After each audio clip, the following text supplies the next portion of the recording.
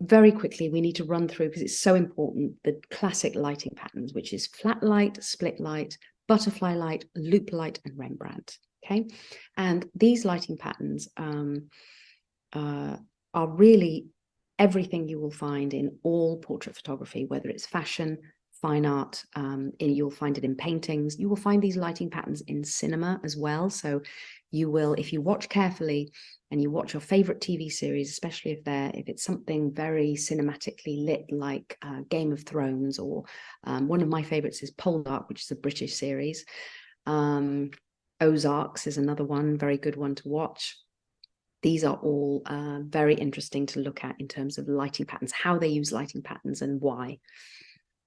So these are some examples of pictures of mine where I've used flat lighting for beauty. Okay, beauty is, flat lighting is great for filling the face with light, so flooding the face with light, and it fills in all of the pores and all of the wrinkles, and it's so flattering, especially if you combine it with a shallow depth of field. So for example, the picture on the bottom right is natural light, and I think I'm shooting at like f2 or something, which is my favorite.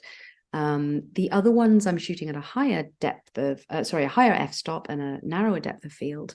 But you can see that there's, I'm using 3 lights in the other 2 and a reflector. So there's light coming from above and down, from behind to provide some dimension, and a reflector is always going to flood the light with even more light, and it's going to look really glowy and beautiful.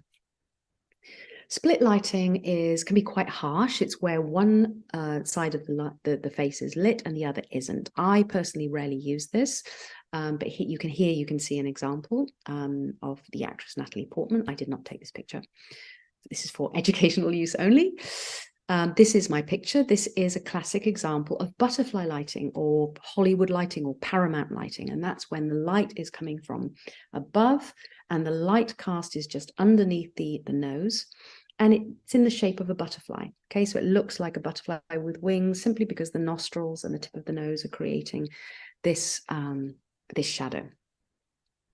As you can see, I've used it in this commercial picture, which was to advertise eyelashes, in order to give a sort of a Kim Kardashian Hollywood look. So I've deliberately chosen the classic Hollywood style lighting to give that classic Hollywood style look. I've also used you can see in the catch lights that I've got a gridded beauty dish, so quite a small light source, and I've got a silver reflector. So I wasn't really looking for a particularly soft light. I was looking for something actually quite hard, not so hard that you can see the line of the shadow very clearly, but hard enough for it to give it that Hollywood look. Because if you look at the old Hollywood pictures, you'll find that often they used hard lights because they used these continuous spotlights that had a very hard edge, and that kind of evokes in us the memory of that Hollywood look. Loop lighting is simply the butterfly light, but either the face has shifted slightly or the light has been brought slightly around to the side, and then you've got a little loop to the side instead of underneath the nose. Rembrandt lighting is very important when it is the classic old masters lighting setup that we see again and again in portraits, in paintings of portraits. So if you're looking for that kind of look, you really have to master it. And it means that you've brought the light further around, and the nose is casting a shadow that joins with the shadow on the side of the cheek.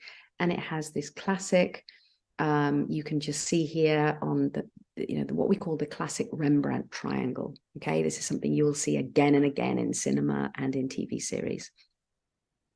Here are some more examples of the Rembrandt look used in portraits for fashion and magazines. There's the triangle.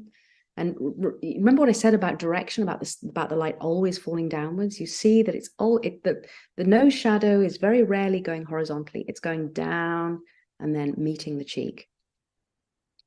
There's a beautiful soft Rembrandt light. These are all taken from fashion magazines. I did not take these pictures. These are just examples to show you the way that they're used in popular culture, as well as coming from the old masters in paintings. You'll often see them on album covers as well. And this is a picture of mine for a client who was looking for a fine art look. And so I blended the ambient light and used the Godox AD200 in the 120 centimeter softbox to control the way that the shadows fall on the cheek and on the face. Okay, so I didn't want to leave it just to the, she wasn't facing in the right direction to use just ambient light in my studio. So I had enough light, it just wasn't falling in the way that I wanted it to. So I took my Godox and my softbox and I put those shadows exactly where I wanted them. There's another example of mine where I've deliberately gone for a Rembrandt triangle.